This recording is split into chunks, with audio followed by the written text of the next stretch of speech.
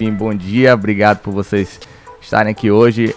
O AnshanCast é um podcast com parceria do BA de Valor, junto também com a Urba. Estamos aqui em tempo simultâneo aqui com o evento, né, que é o Bahia Avança. É um dos principais eventos aqui da Bahia, que trazem as perspectivas, né, dos principais setores da economia do nosso estado. E eu acredito que são pautas que interessam a vocês, interessam a todos nós que estamos à frente da economia, e a gente fala muito, né? O BA de Valor, ele conversa com quem realmente faz o PIB acontecer, e o nosso caminho é esse, né? Do nosso bate-papo na frente do portal. Mas nada mais, nada menos do que a gente está hoje aqui conversando com o Gustavo Cota, que é diretor de operações da Bamin, né? E estamos também hoje com Sandro Magalhães, que é de vice-presidente de operações da Brasil e Argentina da Yamara Gold, não é isso? Enfim, muito obrigado por vocês estarem hoje aqui. Também estou hoje com a bancada aqui recheada com o nosso Geraldo Bastos, que também é é o principal head aí de comunicação, de jornalismo do Bahia de Valor. Então, Geraldo. Bom dia. Vamos começar, né? Vamos nessa. É um papo muito amigável, é um papo da gente poder trazer as perspectivas do segmento, falar um pouquinho de como é que está hoje a mineração no nosso estado. Eu acredito que vocês podem trazer até um aspecto um pouco mais do que a Bahia. Isso é interessante porque afeta diretamente ao que a nossa operação de dia a dia aqui, vocês sabem muito bem. Mas antes, eu queria falar um pouquinho do setor de uma forma muito ampla, né? A gente sabe que o setor de mineração em 2022, enquanto o Brasil ele houve uma queda, né, um recuo com relação ao econômico, por condições externas do mercado de mineração, que a gente sabe por questão de preço de commodity e uma série de outros aspectos. Isso interferiu muito no nosso desempenho no geral, mas na Bahia foi um setor que continuou crescendo, né, de uma forma contínua, né, e a gente bateu aí um valor de 7,7 bilhões, né, um mercado crescendo de acordo com o ano de 2021, né, 14% nesse mesmo período, né, que a gente está avaliando. A gente falou até, a gente está dizendo de janeiro a setembro esse número. Ao mesmo tempo, a gente percebe que a Bahia ela tem uma sua diversidade de ritmos, ao mesmo tempo a gente tem uma diversidade muito clara também de minério, né? E isso é considerado um diferencial muito forte quando a gente fala no setor no nacional e internacional, né? E ao mesmo tempo a gente traz que alguns especialistas relatam a dificuldade na Bahia também com relação à infraestrutura e logística, né? Que é um dos principais fatores cruciais para o nosso desenvolvimento do estado, né? E nada mais do que a gente começar o nosso bate-papo perguntando como é que vocês estão enxergando, né, esse momento da Bahia no setor de mineração. Vamos começar com você então? Ok. Vamos lá. Tá, bom dia Luiz, bom dia Geraldo, obrigado pela oportunidade de estar aqui compartilhando um pouquinho com vocês a nossa visão do mercado. Bom dia Sandro, agradecer a Anshan, a BA de Valor, a Urba pela oportunidade da gente discutir esse assunto. E só antes da gente falar do setor, só diferenciar um pouco aqui que apesar de sermos dois representantes da mineração, somos setores diferentes quando a gente pega a mineração, né? No nosso caso, no caso da Bamin, a empresa que hoje eu estou representando aqui, é uma empresa que trabalha em exploração de minério de ferro, né? Enquanto que o Sandro, quando falar da operação dele, vai ficar clara a diferença, ele trabalha com ouro, né? Então, enquanto a gente precisa, o minério de ferro, ele tem um grande volume, né? Então, por isso demanda uma infraestrutura muito grande, né? A gente fala de milhões de toneladas, né?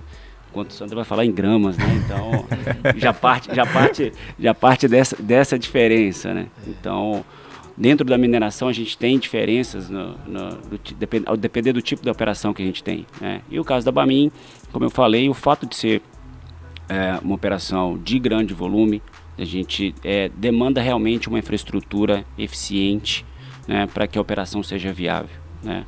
Hoje a Bamin ela tem uma operação em uma escala pequena para os padrões de minério de ferro. A gente produz em torno de 1 milhão de toneladas por ano hoje, né? E tem planos de crescimento, né? A gente hoje é o concessionário da FIOL, a gente está implantando o Porto Sul, né? Justamente para criar essa infraestrutura, para ter essa possibilidade de que a Bamin possa ter a infraestrutura, como eu falei, necessária para exportar até 26 milhões de toneladas, né? Que hoje, a depender da infraestrutura existente hoje, não é possível. Então, por isso a necessidade de implantar a ferrovia, o porto, para que a gente tenha capacidade, eficiência e custo baixo que viabilize essa produção. Então, por isso, o projeto da Bamin ele é integrado, ele é mina, ferrovia e porto, justamente por causa dessa demanda de infraestrutura. Perfeito. Então a importância da Bamin aí também vem pelo braço de infraestrutura e logística do Estado. Sem dúvida. Né? E o que vocês... A perspectiva da construção do primeiro trecho, como é que está esse processo já? E o porto, como é que são? O porto está em implantação, né? A gente começou a implantação do porto em 2020, tá? Então hoje o porto está em obras, né? A ferrovia, a gente está planejando o início retomada, na verdade, da construção da FIOL, né? Que está parcialmente implantada agora em 2023. E o nosso cronograma prevê o início da operação em 2026. Né? São obras grandes, investimentos significativos que demandam tempo, né? Então por isso esse cronograma, mas hoje o plano nosso é que em 2026 vamos estar operando, exportando o minério da Bamin pela FIOL e pelo Porto Sul. Deixa eu passar a bola agora para Sandro. Daqui a pouco a gente volta, Gustavo. Eu queria que você me fizesse, Sandro, primeiro um balanço das atividades hoje da Yaman Gold, né? Como é que foi o ano de 2022 para esse mercado de ouro e qual a perspectiva de vocês para o ano que vem, né? Bom dia, né? Prazer estar com vocês aqui. Obrigado pela oportunidade, né? E como o Gustavo falou, o negócio ouro ele tem muita diferença em relação ao negócio de ferro, né? Começando pelo volume, mas o valor agregado é muito alto, né? Para você ter ideia, uma onça que são 31 gramas, né, aproximadamente, ele é em torno de $1.700. Então, você não precisa produzir assim, grandes volumes para ter realmente grandes receitas, né?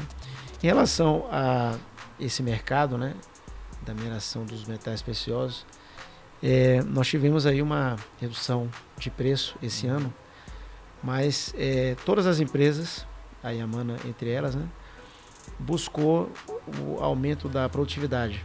Então, foi um ano fantástico para a gente em termos de aumento de produção. Muitas empresas também com seus planos de expansão, né?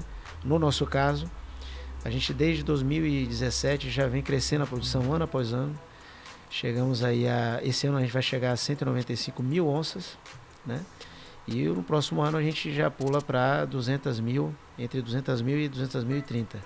Isso coloca a Jacobina como uma mina de classe mundial de ouro, né? Uma empresa no interior da Bahia vai ter essa marca aí. A gente não tem o volume que o ferro tem, mas a gente tem também um desafio muito grande que é trabalhar baixo teor, né? Para você ter ideia, para fazer uma produção como essa, algumas outras empresas têm teor na faixa de 3, 5 gramas, né, por tonelada de ouro. O nosso é 2 ponto alguma coisa, 2,4. Então a gente até brinca, fala que nós lavramos de forma eficiente o rejeito de muitas outras minas, né? Então, e Jacobina hoje ela é considerada como a mineradora do negócio ouro que tem o menor custo de todas as Américas, né? Quiçá do mundo, né? Ainda não fiz essa pesquisa, mas eu digo para você que pelo menos 80% de todas as minas do mundo, Jacobina tem o menor custo, né? Isso porque nós investimos muito em aumento de produtividade, né? Trabalhos de excelência operacional, onde a gente meio que compensa esse crescente aumento do custo de produção. Então a gente está reduzindo o consumo específico, a gente trabalha, né, com uma estrutura bem diferente das outras mineradoras de ouro, né?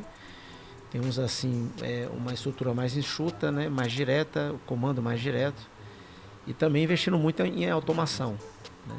Essa é a chave para a gente estar conseguindo sobreviver a esse aumento absurdamente grande de preço. Para você ter ideia, um dos itens básicos, né, que a gente utiliza para minerar, que é o explosivo, nesse ano aí com toda essa desorganização do comércio, né, do mercado de suprimentos, aumentou em 50%. Então assim, como que você consegue operar com um aumento desse? Investindo em produtividade, né?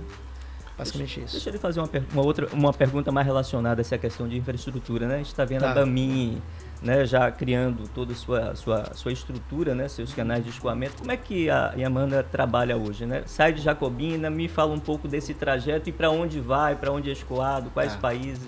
Essa é uma pergunta que, infelizmente, por se tratar de ouro, eu não vou poder te responder, né? Mas, assim, eu só posso dizer que nós não utilizamos a via normal, né? Como eles vão utilizar de trem. Mas não por causa disso que a gente deixa de apoiar, né? Porque, em termos de Estado, né? Pensando no todo, é um projeto super importante. E por várias vezes, através do TRAN, né? Da CBPM, nós já tivemos envolvidos aí em muitos fóruns assim, importantes para tentar empurrar essa questão, né? Mas infelizmente não posso, porque o negócio ouro, né, é muito perigoso, então a gente não tem como. Mas é um produto que abastece o mercado externo hoje? Sim. Basicamente, toda a produção ela já é vendida, né, para bancos, e a partir desses bancos, né, lá no Canadá, isso aí vai para a Suíça, que são os grandes refinadores, né, digamos assim, e aí vai para o mundo, né? Isso serve como joia, como componente eletrônico, né, como reserva de mercado, né, para os países que têm aí muita estabilidade com as suas moedas. Basicamente isso. Pronto, eu vou aproveitar e tocar em alguns assuntos, né? Inclusive um deles é a FIOL, né? Mais uma vez, a gente percebeu que existiram algumas cartas de anomalias que falam das potencialidades, né? De poder se explorar ainda mais a região que está sendo feito o trecho da BAMIN, né? Da ferrovia. E ao mesmo tempo eu estive presente no evento da BAMIN aqui em Salvador, né, que teve o lançamento da plataforma ECG, né, que foi incrível. Inclusive trouxeram o Leonardo Boff, que por incrível que pareça, ele falou assim, não foi pra gente, Geraldo, ele falou, caramba, eu ser convidado por uma empresa de mineração para poder falar de sustentabilidade foi um ponto e que ele falou assim, eu fiquei surpreso de fato quanto a isso. E aí eu queria trazer essa perspectiva para você com relação à mineração e sustentabilidade, né? Falam a mesma língua? Com certeza. Hoje não se fala em mineração, se fala em negócio sem se pensar em sustentabilidade, né?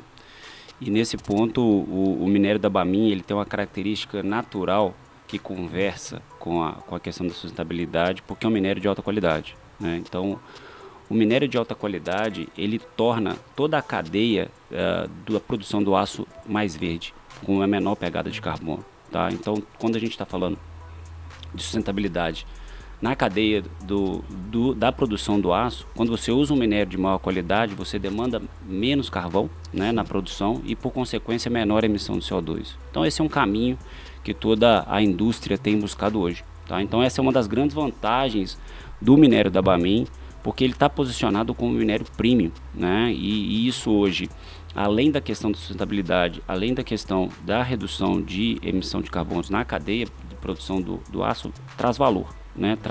É um minério que ele recebe um prêmio por qualidade, e esse prêmio ele tem aumentado cada vez mais.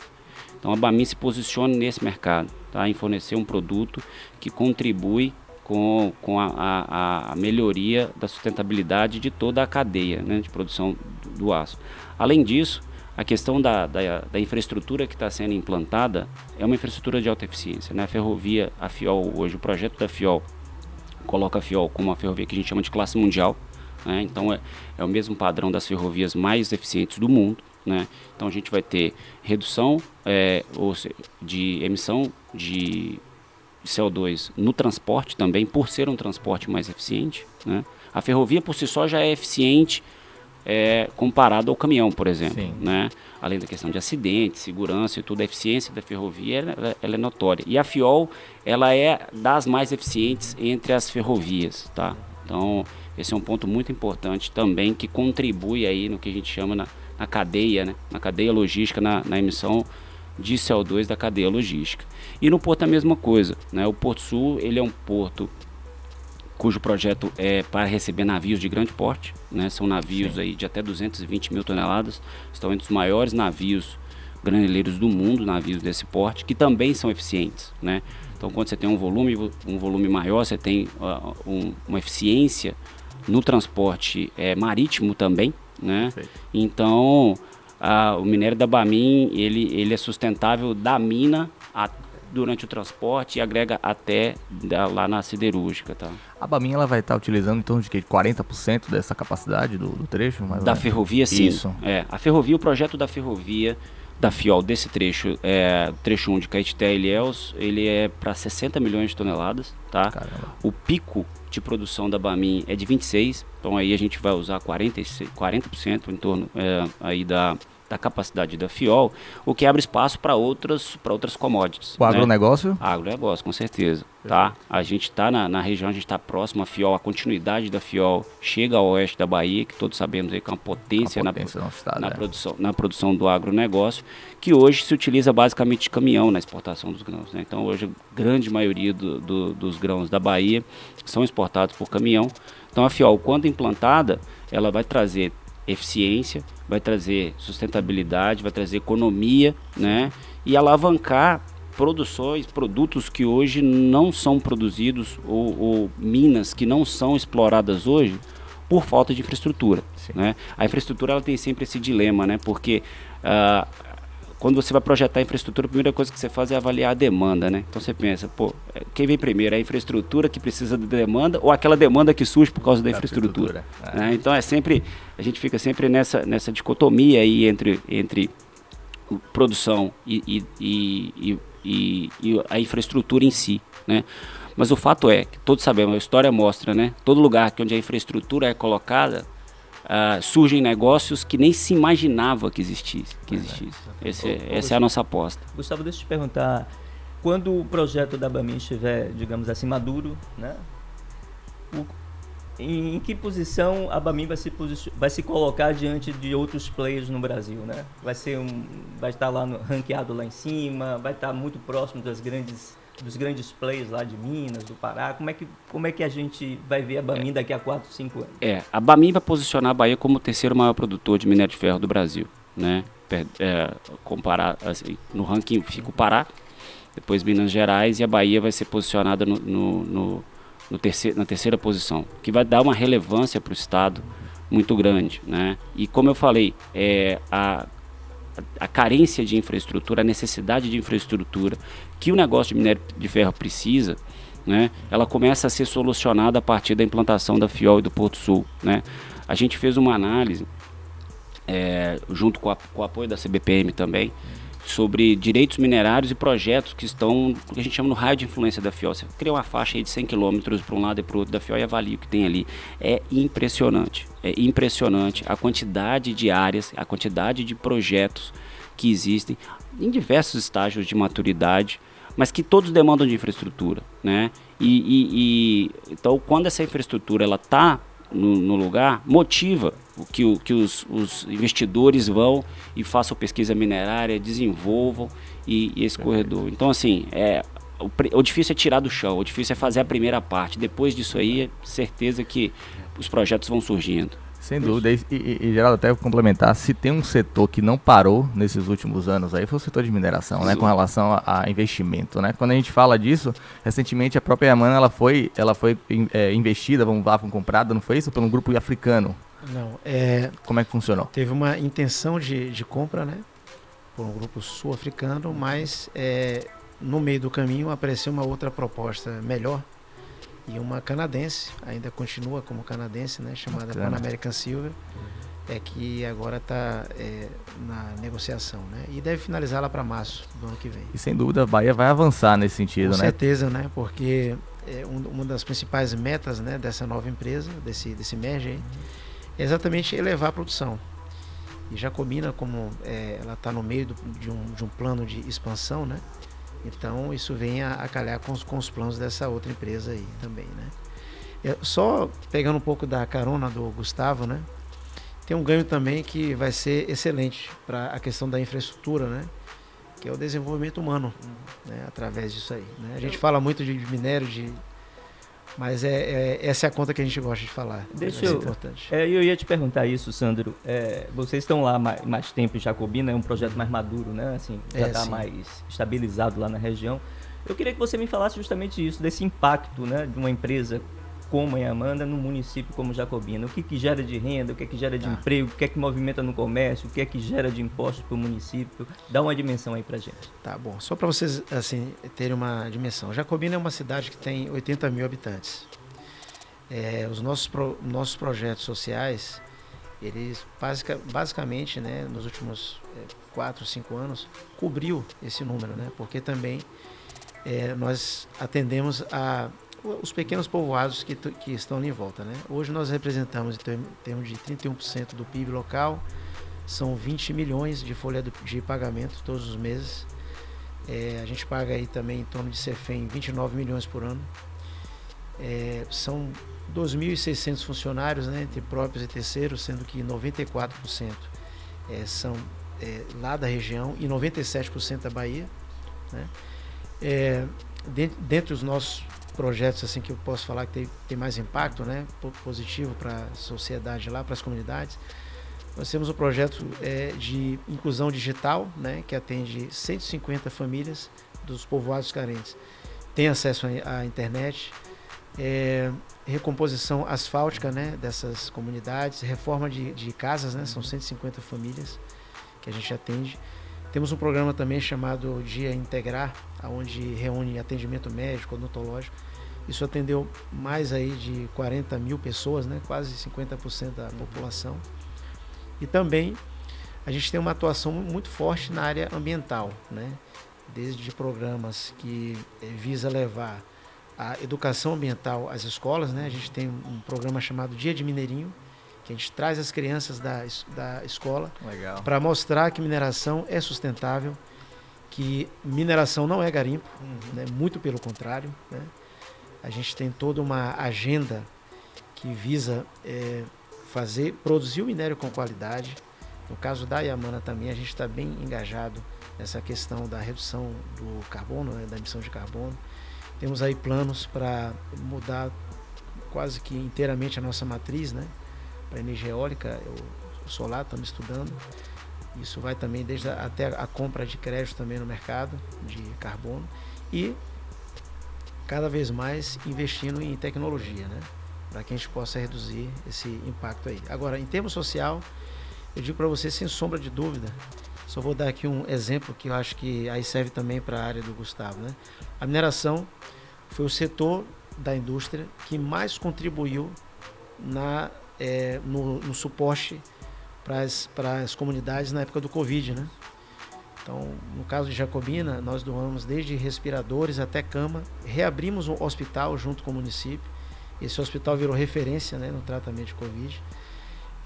Distribuímos cesta básica, item de higiene, né? Fizemos campanha, né? E a nossa atuação também não é só em Jacobina, né? Quando aqui na Bahia teve também o problema das enchentes, né? Sim. Nós também, junto com a Abamin e todas as outras mineradoras, foi quem mais ajudou essas pessoas aí. Então, mineração, eu digo para você que tem um papel em termos de Estado, né, muito grande e transforma muito a vida das pessoas, né? No caso lá de Jacobina, a gente tem pessoas que começaram como auxiliar de operação, hoje são gerentes, só para você ter uma noção, né? Tem programa de incentivo educacional, então eu até gosto de falar que a gente não pensa no futuro melhor, a gente está construindo hoje, né? Eu acho que a mineração ela tem esse papel, né? Em termos de diversidade também, hoje a gente tem um quadro feminino muito grande, né? E eu sou um crítico das empresas que só pinta caminhão de rosa, mas efetivamente não faz, né? Então a gente faz isso na prática, né? Estamos chegando aí a 12% do nosso quadro. Bacana. Só de mulheres. Temos também assim uma quantidade significativa de pessoas com necessidades especiais. E também todo público diverso, eles realmente estão numa empresa que se identifica, né? E a prova disso é que nós ganhamos aí pelo 4º ano o Great Place to Work, né? Que é um processo que é votação de funcionário e coloca a gente aí como um melhor lugar para se trabalhar. Foi a primeira empresa no setor da mineração da Bahia que ganhou esse prêmio. E já tem 4 anos, né, que a gente vem mantendo isso aí. Pô, que incrível. E a gente falar de gestão, de falar de pessoas, eu acho que tá muito que vocês de fato lidam todos os dias, né? Assim, eu queria, pra gente poder encerrar e poder trazer um pouco também de uma fala de vocês como gestores, né? Como líderes, como é que vocês estão vendo hoje esse cenário, né? Que a gente tem ao mesmo tempo jovens se inserindo no mercado de trabalho, a gente tem seniors também querendo participar do mercado, ou seja, nada como a aposentadoria hoje não é mais 60 anos, não, acabou de ser, Brasil isso não é velho mais, né? Isso não é uma pessoa velha. A gente está falando de uma pessoa que ainda está completamente apta a estar tocando sua operação de dia a dia e trabalhando.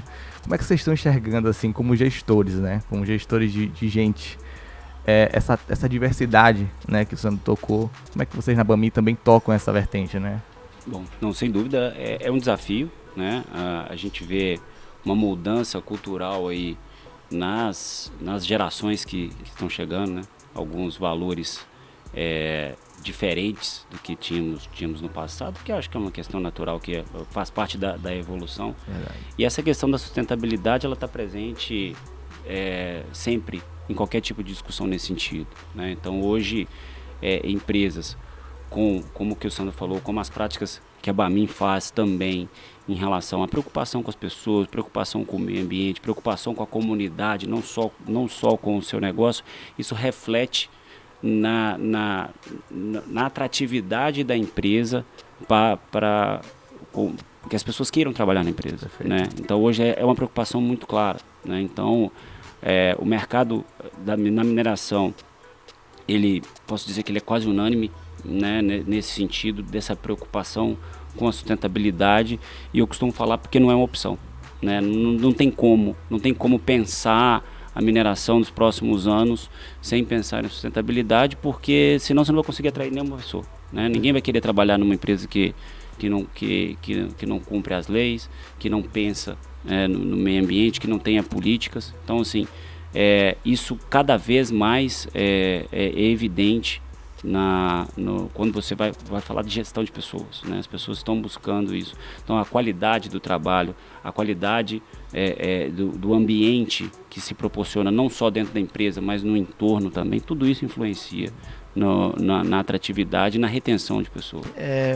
Eu vejo assim que essa nova, eu não digo onda, né, mas essa nova vertente das empresas, né, estar buscando, né, diversificar o seu quadro de funcionário, eu vejo isso como algo importantíssimo para o aumento de produtividade, né?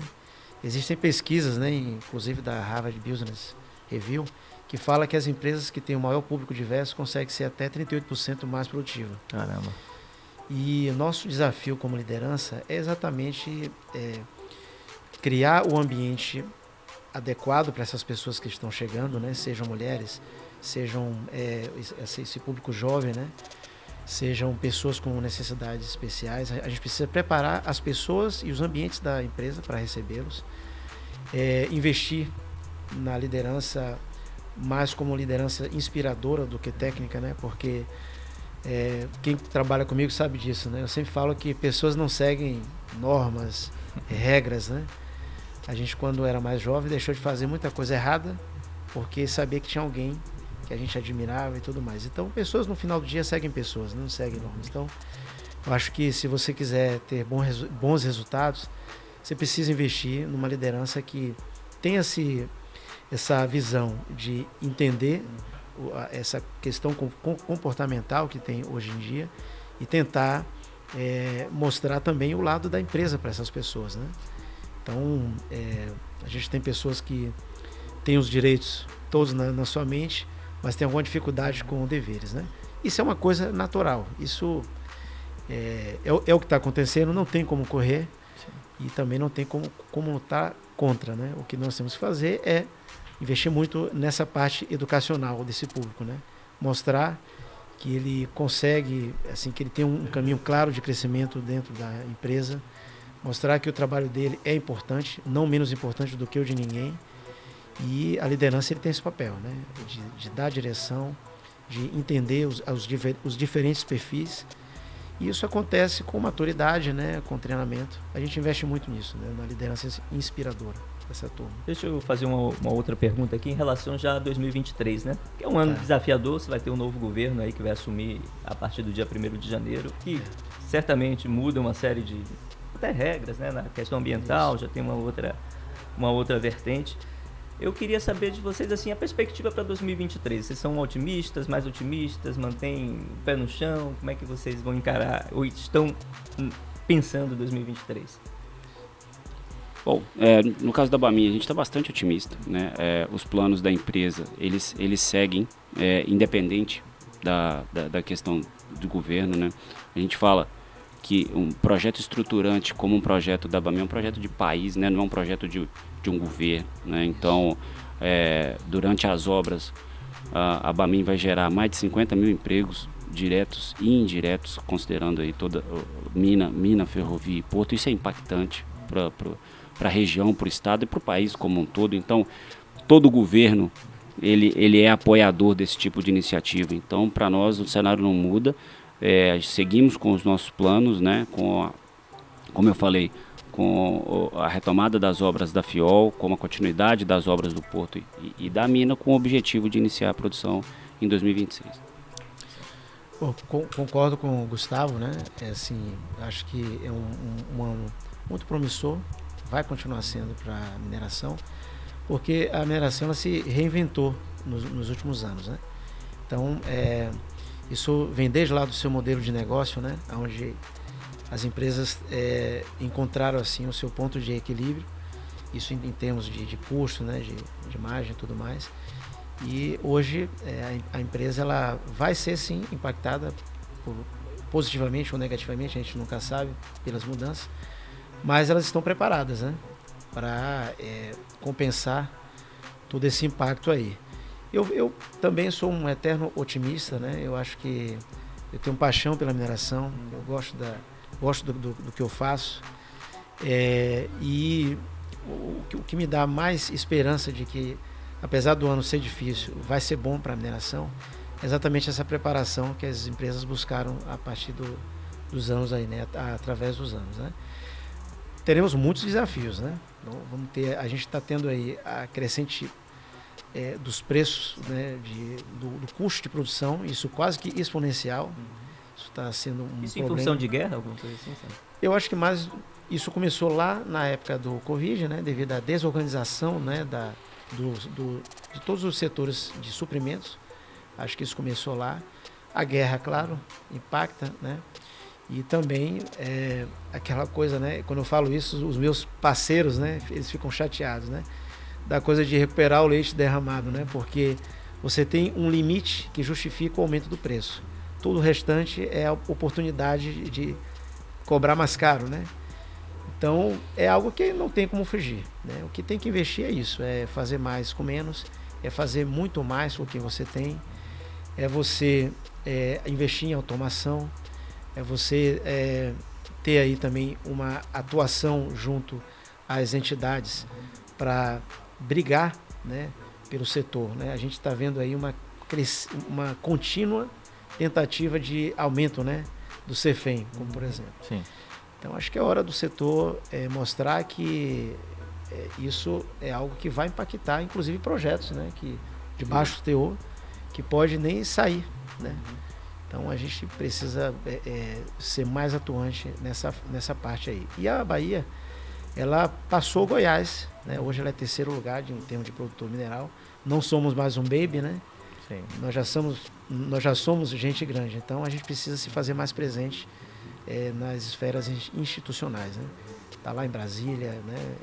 Ter um setor realmente forte, assim como Minas Gerais fez, como o Pará tá fazendo hoje, né? Esses são os desafios, mas assim como o Gustavo, eu continuo muito, muito otimista. Eu acho que a geração de emprego e o apoio ao social vai ser algo que as mineradoras não deixarão de fazer, né? Com certeza. E é como o Gustavo falou, cada empresa encontrou ali o seu modelo de negócio para sobreviver, independente, né, das intempéries. Costumo dizer que o mercado é um serrote, né? Mas as empresas, elas precisam ser uma linha, né? Ela tem que ali arranjar o seu ponto ótimo para compensar, né, esses efeitos externos aí. Sem dúvida. Primeiro, agradecer por vocês estarem com a gente, batendo esse papo. Foi um tempo curto, a gente podia ficar mais tempo aqui. Eu acho que tinha muito mais pauta aqui, inclusive mais perguntas, não foi, Geraldo? Que a gente tinha planejado aqui. Mas agradeço ao Gustavo, agradeço ao Sandro. Muito obrigado por todo o aprendizado que vocês disponibilizaram aqui. E agradeço mais uma vez. Estamos aqui só reforçando que estamos em tempo real no evento aqui do Bahia Avança. né? O evento tá acontecendo aqui do nosso ladinho, a gente tá escutando quase tudo, porque a gente tá com fone aqui, o bate-papo foi tão entretido. Mas enfim, agradeço, Geraldo. Valeu. E muito obrigado, gente. Um bom evento para vocês. Obrigado. A gente é que agradece aí pela oportunidade. Muito obrigado.